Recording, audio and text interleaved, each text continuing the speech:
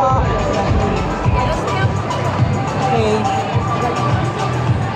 Balak na. Okay, go. Ready na.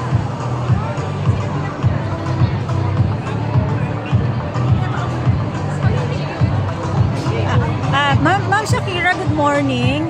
Can you tell us about the partnership and what role will BDO the BDO will have in this partnership? Okay. Say from extinction, BDO always believes in sustainability. So we have several initiatives in terms of sustainability. What is BDO's role? With BDO's wide network and reach, we provide donation channels for those that are interested to save these beautiful animals from extinction. Okay, so how do we do that?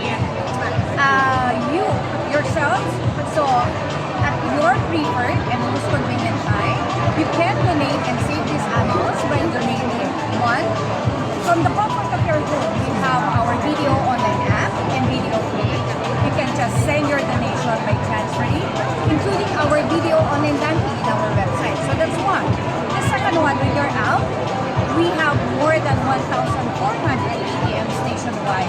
When you're shopping in SM malls, you see video ATMs, right? Yes. So you can donate using our ATMs.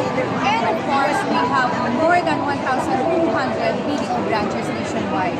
So if you want to visit one of our branches, you just approach our branch president and do your donations over the counter. So in these channels, it is actually your preferred channel of donations. Save them, save ourselves. Is there a minimum amount or maximum amount for donations?